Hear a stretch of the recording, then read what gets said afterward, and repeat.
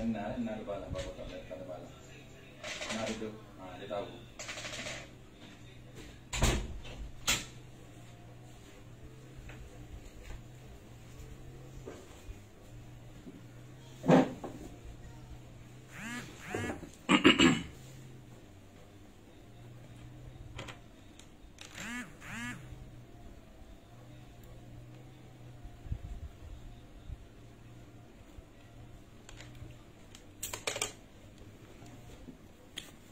Baik, insyaAllah kita slow-slow tuan-puan. Kita boleh mula slow-slow sambil kita menunggu kawan-kawan.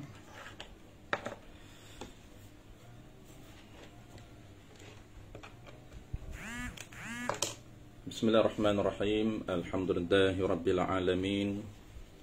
Wassalatu wassalamu ala ashrafil anbiya'i wal mursalin wa ala alihi wa ashabihi ajma'in.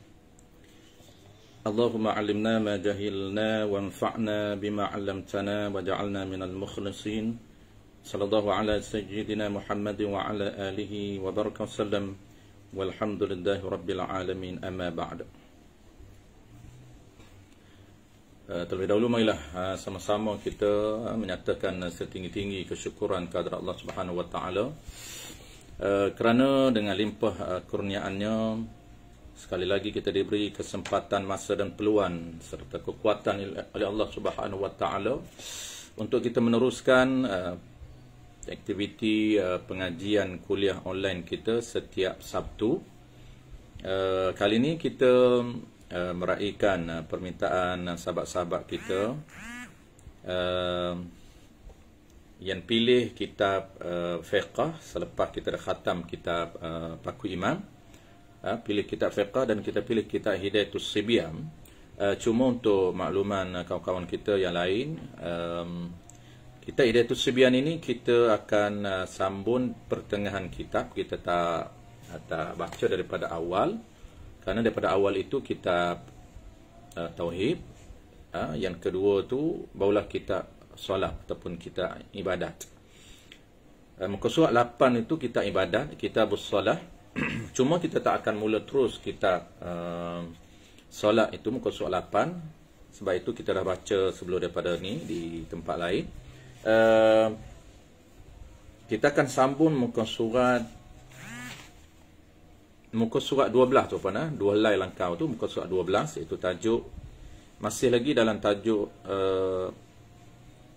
syarat sah sembahyang. Cuma kita mendetailkan. Kalau muka surat 12, muka surat 8 itu dia musannif menyebut secara umum, secara ringkas bilangan secara umum tanpa pendetailan, iaitu syarat sah sembahyang. Dalam kitab kita ini ada 9 perkara tanpa mendetailkan muka surat 8. Adapun didetailkan oleh musannif satu persatu mula daripada muka surat 10. Muka surat 12 itu kita akan sambung pendetailan syarat sah yang kelima, iaitu masuk waktu. Sebelum ni kita faham secara umum sahaja syarat sah sembahyang mesti masuk waktu, tetapi kita tak tahu secara detail bagaimana cara untuk kita berada pada mana standard ataupun mana-mana martabat masuk waktu. Jadi insyaAllah hari ini kita akan detailkan syarat sah yang kelima, iaitu cara untuk kita tahu martabat masuk waktu. Masuk waktu ini salah satu daripada syarat sah sembahyang. Kalau kita sembahyang tanpa kita tahu masuk waktu, sembahyang agak-agak, sembahyang gamak-gamak, agak-agak tak yakin, tak zon, dan juga tidak taklid kepada orang yang mujtahid, tidak berada pada salah satu daripada 3 martabat yang sah, maka menyebabkan sembahyang kita itu dihukumkan tidak sah. Itu penting untuk kita tahu. Dan kita apabila kita tahu hari ini tuan, insya-Allah kita boleh tahu kedudukan yang sebenar sembahyang kita sebelum daripada ni. Kita pegang, kita berpandukan kepada jan, kita berpandukan daripada azan di surah di masjid. Kita nak tahu standard itu berada pada standard mana di sisi syariat kita. Baik, kita teruskan. Qala al-musannif rahimahullah subhanahu wa ta'ala, muka surat 12, bagi orang yang ada kitab Hidayatus Sibyan, muka surat 12. Peringkat di bawah itu faslun. Qala al-musannif rahimahullah subhanahu wa ta'ala, faslun. Faslun ay haza faslun, ini fasilun. Ini bermula, ini fasal, satu fasal pada menyatakan tata cara mengetahui masuk waktu. Baik. Bermula mengetahui masuk waktu iaitu 3 martabat. Cara kita nak tahu masuk waktu ini iaitu ada 3 standard ataupun ada 3 martabat. Jadi macam biasa bermula itu dia panggil mubtada, iaitu 3 martabat itu khabar. Bermula mengetahui masuk waktu, jadi cara untuk kita tahu masuknya waktu itu iaitu ada 3 martabat, 3 standard ataupun 3 level masuk waktu. Cara kita nak tahu masuk waktu. Yang pertamanya dia panggil standard yakin, yang keduanya ialah standard zon, dan yang ketiganya ialah taklid. Taklid orang yang mujtahid. Baik. Pertamanya daripada 3. Pertamanya martabat. 1 daripada 3 martabat mengetahui masuk waktu itu. Mengetahui ia seseorang ataupun ia musalli, seseorang yang nak salat. Mengetahui ia musalli akan masuk waktu itu dengan sendirinya. Yani dengan melihat sendiri. Ini dia panggil apa? Martabat yakin. Yakin kita tahu yang kata masuk waktu zuhur ni sekejap lagi ni. Apa martabat masuknya waktu zuhur sekejap lagi? Kita nak solat. Martabat dia ialah yakin. Apa dia yakin ni? Kita sebelum daripada ni kita biasa sebut ta'rif yakin dan juga ta'rif zam dan juga ta'rif syak. Ini antara standard yang akan diguna pakai di dalam ilmu fiqh. Inilah standard yang mesti kita kuasai, mesti kita clear, jangan bertukar antara standard yakin, yang kedua zon, yang ketiganya ialah syak. Yakin dan zon diambil kira di dalam isu fiqh, di dalam hukum fiqh. Tetapi syak tidak diambil kira. Syak tidak dikira. Yang dikira hanyalah 2, iaitu yakin dan juga zon. Apa makna yakin? Kita ulang sekali lagi tuan-tuan. Yakin ni kita mendapati sesuatu benda itu melalui apa dia? Melalui panca indera. Kita mendapatkan sesuatu maklumat itu melalui panca indera kita. Kita tahu suatu benda itu melalui penglihatan kita. Kita tahu suatu benda itu melalui pendengaran kita. Kita tahu suatu benda itu melalui deria, rasa kita. Kita rasa, perasa. Oh, kita rasa pahit. Oh, kita rasa masin. Oh, kita rasa najis. Itu dipanggil mendapat info, mendapat maklumat melalui idraku bil musyahadah, melalui salah satu daripada panca indera yang 5. Itu dia panggil martabat martabat yakin 100%. Kalau benda yang boleh lihat, kita tengok dengan mata kita. Itu dipanggil yakin. Kalau benda yang boleh rasa dengan lidah, kita rasa dengan lidah kita. Itu dipanggil yakin. Kalau benda yang boleh dengar dengan telinga, maka kita dengar dengan telinga kita. Itu dipanggil yakin. Yang keduanya zon. Di sinilah orang selalu bertukar, tuan-tuan. Kalau dia tak berapa clear dalam isu fiqh ini, menyebabkan dia nak menjatuhkan sesuatu hukum itu tak tepat dengan realiti yang sebenar. Ini sangat penting tuan-tuan. Isu ni sangat penting sebab tu saya ulang. Benda-benda basic saya akan ulang supaya sebati dengan kita dan supaya minda kita ini terbentuknya minda fiqh yang clear. Tak akan bertukar. Apa dia zon? Jangan bertukar dengan yakin. Zon ini asal makna dia adalah berak sangkaan hati kita. Itu dipanggil zon. Berak sangkaan hati kita. Nak boleh memberakkan sangkaan kita, mesti disyaratkan ijtihad. Mesti disyaratkan ada dalil yang kita berpegang untuk memberatkan sangkaan hati kita, cenderung hati kita terhadap sesuatu benda itu, mesti ada dalil, dan dalil itu yang kita panggil apa? Kita panggil yang menyebabkan pemberat ataupun cenderungnya hati kita menhukumkan sesuatu benda. Menhukumkan sesuatu benda. Yang kita kata, kita akan bincang sekali. Mana dalil yang memberatkan hati kita kata dah masuk waktu? Mesti ada dalil. Jadi berusaha mencari dalil sebagai bukti untuk memberatkan hati kita. Untuk kita berpegang supaya hati kita ini cenderung kepada masuknya waktu. Mesti ada dalil. Mesti ada suatu benda yang kita pegang dan suatu benda itulah menjadi dalil dalam usaha kita untuk berada pada zon. Serta tuan-tuan, apa dia zon? Kesimpulan zon ini berat sangkaan hati dengan ada dalil, dengan ijtihad mencari dalil untuk berpegang sehingga boleh memberatkan hati kita untuk cenderung belah mana-mana. Serta itu zon.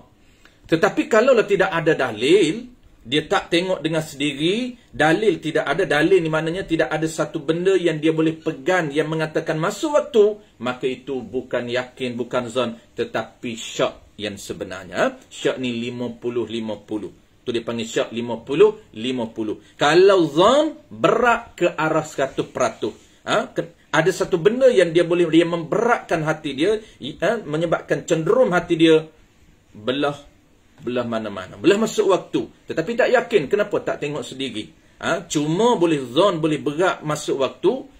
Kenapa? Kerana ada ijtihad, ada dalil yang boleh pegang masuknya waktu. Itu dipanggil zon. Kalaulah tidak yakin dan tidak zon, maka syak tidak diambil kira. Baik, settle.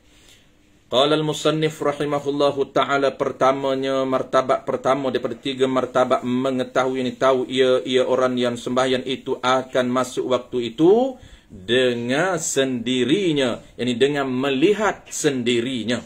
Apa yang dia lihat? Iaitu dia melihat perubahan matahari. Itu dia panggil melihat dengan sendiri. Dia melihat perubahan masuk waktu ni. Melihat apa dia? Melihat perubahan matahari sebagai tanda masuknya waktu setiap waktu. Mana contoh dia? Contoh dia, kita nak tahu bagaimana masuknya waktu sembahyang zuhur. Maka kita tengok matahari sendiri. Bagaimana perubahan matahari, peredaran matahari. Ketika mana matahari berada di puncak langit, ataupun dia panggil tegak, ketika matahari berada tegak puncak langit itu, di tengah-tengah langit itu, dan dia cenderung ataupun dia gelincir sedikit sahaja ke arah matahari jatuh, maka itu tanda mula masuk waktu zuhur. Tanda mula masuk waktu zuhur apabila sedikit sahaja matahari gelincir ke arah mana? Ke arah matahari jatuh ataupun ke arah kiblat. Ke arah maghrib, dia panggil ke arah kiblat. Jadi apabila dia cenderung matahari ke arah kiblat sedikit, maka itu tanda mula masuk waktu zuhur. Bila masuk waktu asar, dia melihat matahari cenderung ke arah kiblat ataupun cenderung ke arah matahari jatuh, dan dia meletakkan objek, sekiranya objek yang diletak mengeluarkan bayan dan bayan itu sama dengan objek itu, maka ketika itu mula masuk waktu asar. Dia melihat apa? Melihat peredar matahari jatuh, perlahan-lahan jatuh ke arah maghrib ataupun ke arah kiblat. Maka kita nak tahu bila mula masuk waktu asar, kita pacak objek, pacak kayu, dan panjang kayu itu 5 kaki contoh. Maka keluarnya bayan, dan kita tengok bayan itu ukuran dia sama dengan 5 kaki objek yang kita letak, maka tanda mula masuk waktu asar. Bila habis waktu asar? Habis waktu asar apabila tenggelam matahari. Itu dipanggil maghrib. Apabila tenggelam matahari sekalian bulatan matahari, mula masuk maghrib. Cara dia kena tenggelam semua matahari, bulatan dia. Jangan tenggelam separuh. Tenggelam separuh masih lagi belum masuk waktu maghrib. Apabila tenggelam bulatan, kalau kita berada di ufuk, kita boleh melihat matahari, proses matahari terbenam. Matahari jatuh perlahan sehingga sekalian bulatan matahari jatuh. Hanyalah ada dia cahaya. Dia akan meninggalkan cahaya. Dia akan meninggalkan mega ataupun kita panggil cahaya kekuning-kuningan itu. Baik. Itu contoh yakin. Kita boleh tengok sendiri perubahan. Kita tengok perubahan masuk waktu zuhur, bagaimana cara nak masuk asar, bagaimana cara masuk maghrib, bagaimana cara isyak. Isyak ni apabila mega merah hilang. Mega merah hilang tanda masuk waktu isyak. Kalau kita boleh tengok dengan mata sendiri ketika mana cuaca yang cantik. Kalau cuaca yang tak cantik, matahari kelam, tak nampak matahari berada di tengah ataupun dah cenderung ke barat. Ketika tu kita baru boleh beramal. Ketika tu kita kena beramal dengan martabat yang kedua. Sebab itulah dia ada 3 martabat, 3 standard untuk tahu masuk waktu. Baik, yang pertama, tengok sendiri. Dia ada 3 jenis ataupun 4 jenis yang berada pada martabat yang pertama. Yang pertamanya ialah orang yang melihat sendiri dengan mata dia. Itu berada pada martabat pertama, martabat yakin. Atau juga berada pada martabat yakin. Ataupun dengan ni qaid kepada mengetahui. Atau mengetahui ia akan masuk waktu itu. Mengetahui itu dengan mendengar khabar. Dengar tu dipanggil ta'luk mengetahui. Atau tu ataf sambung di mana? Sambung dia dengan sendiri. Jadi maktuh dia sendiri tu. Atau ni sambungan pada yang pertama. Yang pertamanya tahu dengan cara melihat sendiri. Atau yang kedua pula, dia tahu dengan cara macam mana? Tahu dengan mendengar khabar, yakni mendengar maklumat ataupun cerita orang yang kepercayaan, orang yang boleh dipercayai. Dia bukan orang yang fasik. Dia orang yang adil. Baik. Mendengar khabar, yakni mendengar maklumat ataupun mendengar info ataupun mendengar cerita orang yang kepercayaan, yakni orang yang boleh dipercayai, yakni orang yang amanah, yakni orang yang boleh diharap, bukan orang yang fasik. Ini orang yang adil. Orang yang amanah ini, orang yang boleh dipercayai ini, yan tu sifat bagi orang yang amanah. Yang melihat ia orang yang amanah itu, melihat tu akan masuk waktu.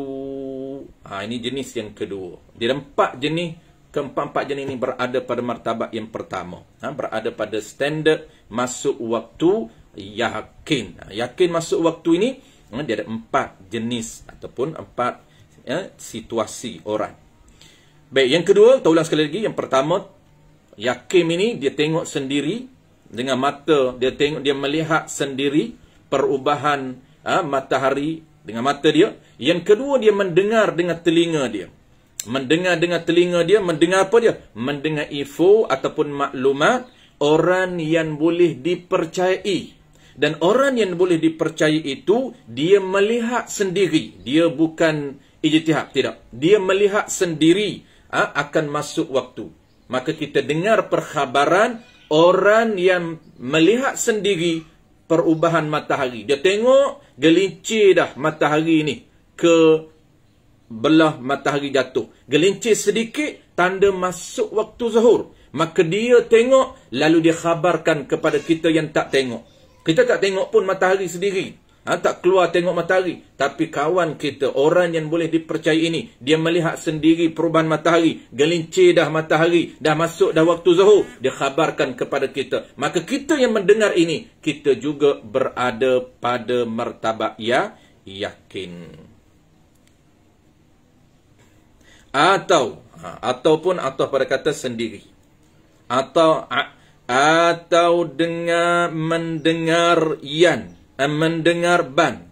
Baik, ini situasi yang ketiga ataupun jenis yang ketiga. Dia ada 4 jenis orang yang diklasifikasikan berada pada martabat yakin.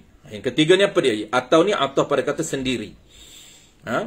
atau dengar mendengar, yakni atau mengetahui ia musalli akan masuk waktu itu, masuk waktu tu dengan mendengar yakni mendengar azan. Tapi ingat, azan yang mana? Azan siapa dia? Azan orang yang mengetahui ia dengar waktu.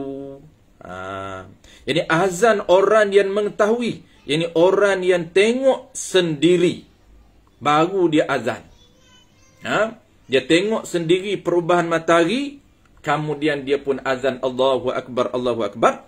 Maka kita dengar azan orang yang melihat sendiri masuknya waktu.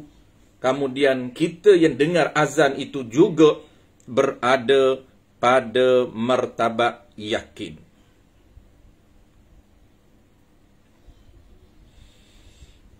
Bila tu? Pada waktu cuaca. Jadi pada waktu cuaca yang elok ataupun cuaca yang terang. Dia melihat tu melihat bila? Melihat ketika mana keadaan cuaca. Keadaan cuaca yang elok ataupun cuaca yang terang. Cuaca pulak. Pulak tu dia sebenarnya kurungan pulak tu. Pulak tu tak ada. Pada waktu cuaca pulak. Tu bukan pulak. Tu kitab kebanyakan kita Hidayatul Sibyan memang dia ada pulak tu cetakan. Jadi pulak tu kena kurungkan, dia lebih. Sebenarnya pada waktu cuaca. Cuaca apa? Cuaca yang elok ataupun cuaca yang terang. Ataupun yang keempat, dia last sekali, yang keempat, dia ada 4 semua. Atau sendiri juga. Ataupun melihat kepada jan yang betul akurannya, bukan akuran, aturannya. Dalam kitab dia cetak akurannya, bukan akurannya, aturannya. Aturannya. Jadi banyak jugalah kitab Hidayatul Sibyan ni yang tersalah cetak tuan-tuan. Jadi kita tu tujuan penting kita belajar supaya kita tahu yang mana jatuh, yang mana tambah cetak.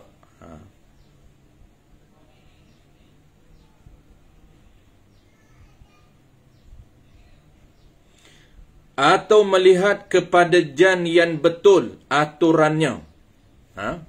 Cuma di sini ni setengah kitab tuan, kitab-kitab yang besar, dia melihat jam ataupun melihat takwim ni, setengah kitab dia berada pada martabat zon.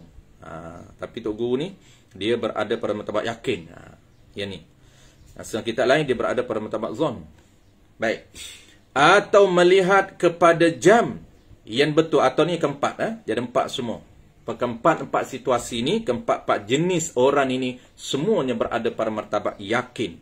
Ataupun mengetahui masuk waktu itu, melihat, cara dia melihat kepada jan yang betul aturannya, aturan jan. Maka sekalian yang tersebut itu, mana sekalian yang tersebut tu? Tu 4 jenis tu. Pertamanya, tahu masuk waktu tu dengan tengok sendiri. Yang kedua, tahu dengan mendengar orang yang boleh dipercayai. Dia tengok masuk waktu. Dia tengok perubahan matahari, dia pun beritahu kita. Yang ketiga, dia mendengar azan orang yang melihat sendiri perubahan matahari. 3. Ataupun dia melihat jan yang betul. Itu sekalian itu. Maka sekalian yang tersebut itu seperti samalah mengetahui dengan sendiri jua. Asalnya martabat yakin ni kita tengok sendiri. Tetapi 3 situasi lagi sama juga dengan orang yang melihat sendiri. Tu jadi 4 tu. Qala al-musannif rahimahullahu ta'ala. Dan keduanya daripada 3 martabat masuk waktu.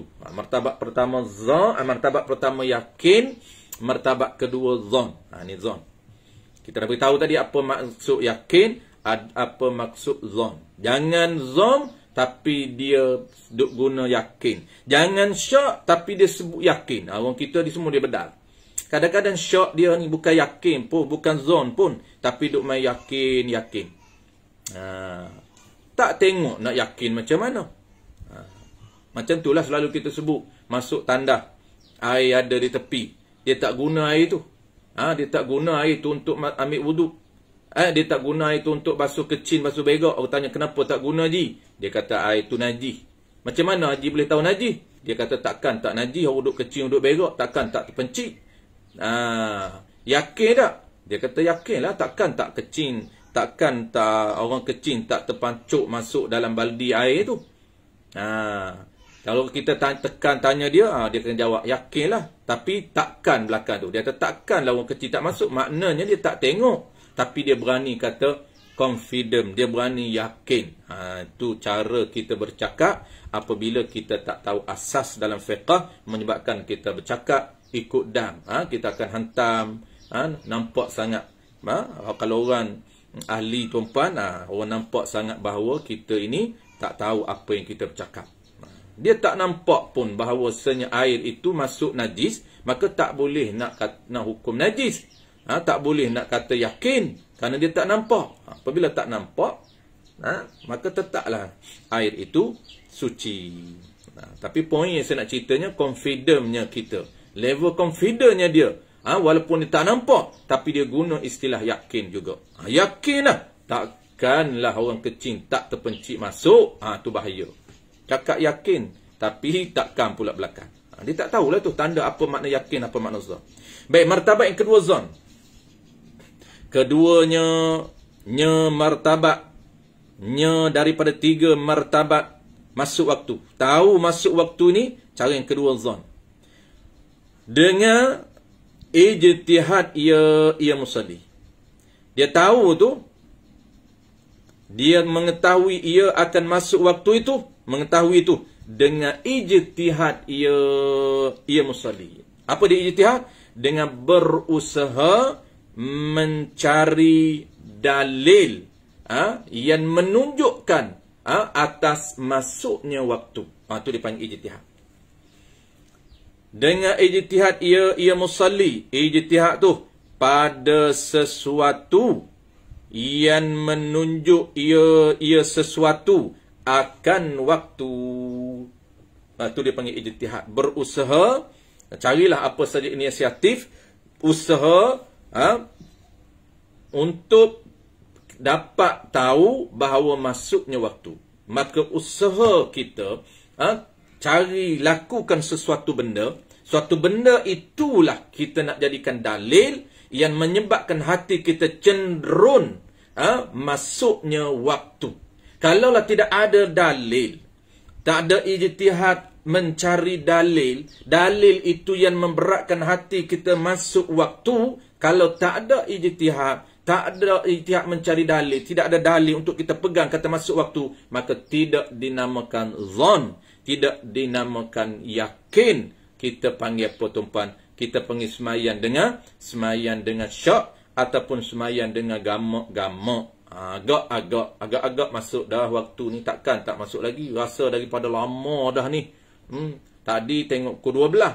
Ini dah rasa lama dah, takkan tak masuk lagi. Takkan, maka tidak diterima dalam fiqh. Kerana syarat sah, syarat di dalam ibadat mesti sekurang-kurang zon mukallaf. Nanti kita akan bincang, kita akan sebut sekejap lagi syarat yang ditetapkan oleh fuqaha di dalam ibadat. Dia beza dengan muamalat. Kita beza, sekejap kita akan sebut. Last sekali. Baik, itu zon.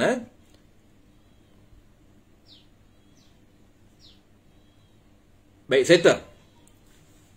Yang kata zon ni, seperti itu contoh dia. Seperti itu contoh apa? Contoh dalil.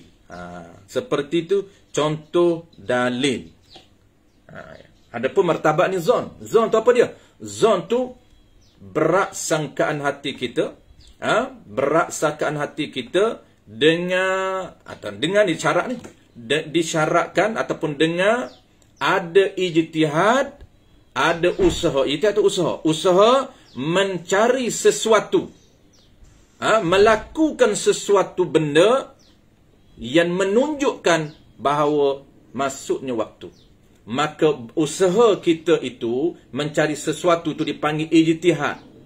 Sesuatu benda tu yang kita pegang itu tanda masuk waktu, sebagai pemberat masuk waktu, dipanggil dalil. Boleh faham tuan-puan? Ijtihad, mencari dalil. Apa dia ijtihad? Usaha kita. Usaha kita buat ni. Usaha kita ni, yang kita buat itu, satu benda yang kita buat itu, maka sesuatu benda yang kita lakukan itu dipanggil dalil. Dalil ni apa? Tempat kita pegang, ataupun tempat, ataupun sesuatu yang menunjukkan kata masuk waktu. Tu. Mesti tu syarat dia. Mana contoh tuan-puan? Kita nak tengok apa contoh yang kata kita nak usaha mencari sesuatu yang boleh menunjukkan masuk waktu. Sesuatu itu dipanggil dalil. Mana contoh dalil?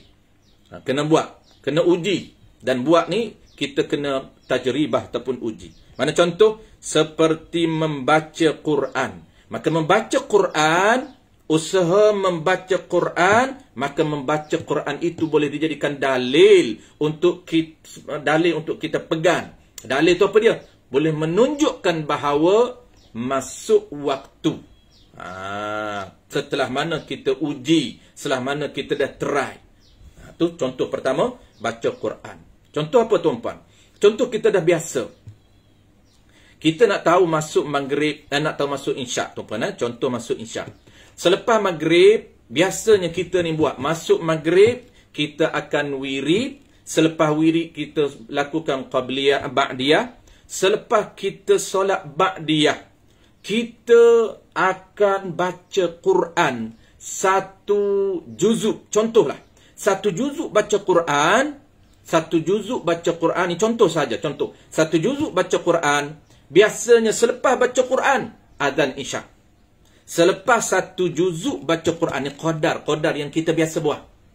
Qadar baca Quran yang biasa buat, satu juzuk, lepas satu juzuk, sadaqallahul azim. Dengar orang azan. Allahu Akbar, Allahu Akbar. Begitulah kebiasaan yang kita buat. Bukan sekali. Besok pun kita buat macam tu. Berulang-ulang kali kita buat. Lepas baca Quran satu juzuk, bukan setengah juzuk, satu juzuk. Satu juzuk dia bukan orang lain. Dia satu juzuk orang lain baru 20 minit. Satu juzuk dia setengah jam contoh. Tak sama, sebab tu dia kena uji, bukan orang lain uji. Kebiasaan bagi dia. Ini dalil bagi dia. Usaha dia, bukan orang lain.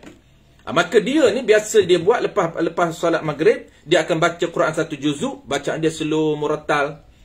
Lepas saja satu juzuk, dia akan dengar azan. Itulah kebiasaan dia buat, dah tajribah, dah biasa berulang-ulang. Tiba-tiba hari yang jan pun tak ada. Nak tengok buka cuaca pun nak tengok mega merah hilang tak nampak. Kenapa? Kerana suasana di luar ni kelam. Suasana nak hujan, macam nak hujan, kelam, tak nampak pun mega merah, tak nampak. Kelam. Tengok kaki langit pun tak nampak, kelam. Tengok kat luar kelam, jan pun mati. Tengok nak dengar azan pun tak dengar. Azan surau dekat pun tak dengar. Azan masjid dekat pun tak dengar. TV pun tak ada, radio pun tak ada, apa pun tak ada. Maka yang dia boleh berpegang, yang dia nak solat isyak, mesti tahu masuk waktu. Sama ada tahu tu yakin tak boleh. Sebab dia buka pintu tengok tak nampak di luar kelam. Maknanya dia tak boleh berada pada martabat yakin. Nak tanya orang yang nampak pun tak ada orang. Dianya di rumah. Contoh saja. Maka dia kena cari martabat yang kedua. Dia kena berada pada martabat yang kedua, martabat zon masuk waktu. Ya? Apa dia zon? Cenderung. Hati dia dah masuk waktu dengan ada usaha yang dia boleh pegang. Usaha inilah, ijtihad yang dia buat inilah, suatu benda yang dia buat inilah sebagai dalil tanda masuknya waktu. Sebagai dalil menunjukkan bahawa masuk waktu. Apa dia? Dia boleh pegang dengan bacaan Quran yang biasa dia buat. Setiap kali lepas isyak, lepas maghrib, dia baca satu juzuk, masuk isyak. Tiba-tiba pada malam yang apa pun tak ada, dia boleh jadikan baca Quran itu sebagai dalil yang menunjukkan bahawa dah masuk waktu. Dia boleh semayang. Semayang dengan martabat apa? Adakah yakin masuk waktu? Tidak. Dia zon masuknya waktu dengan ijtihad dia, dengan usaha dia baca Quran, dan bacaan Quran itulah sebagai dalil menunjukkan masuknya waktu. Kenapa? Kerana dia dah biasa uji. Itu contoh pertama. Clear? Atau ni, atau pada kata membaca Quran. Contoh yang kedua. Ataupun bunyi burung. Contoh kedua. Bunyi burung juga boleh dijadikan dalil menunjukkan masuk waktu, tapi dia kena ujilah. Uji dulu. Biasanya tuan-puan, burung apa ni? Tak kisahlah. Burung terkukur. Kita bela burung terkukur. Kita bela burung biasa, burung terkukur lah. Kalau kat rumah saya ni tuan-puan, belakang rumah saya ni, biasa dah. Kalau bangkit pukul 6 pagi tuan-puan, burung tak bunyi. Ayam tak bela ayam lah. Belakang rumah saya ni memang banyak burung yang tidur tepi rumah tuan-puan. Pukul 6 dia tak bunyi lagi burung. Itu biasa dah. Bangkit, kita tengok waktu azan subuh tuan-puan, 5.50 azan subuh, burung tak bunyi. Pukul 6 burung tak bunyi. Bila dia bunyi burung tuan-puan? 6.30 kalau tempat saya ni. 6.30 ni belakang ni ada 3 pokok tinggi tuan-puan, dia akan bunyi kicauan burung. Dia bunyi burung ni memang orang panggil apa? Bising. Kicauan dia tu, dia bunyi sebelum dia terbang keluar ke jadi kita boleh tak pegang. Subuh ni jam pun tak ada, radio pun tak ada, azan pun tak dengar, boleh jadi dengar kita dah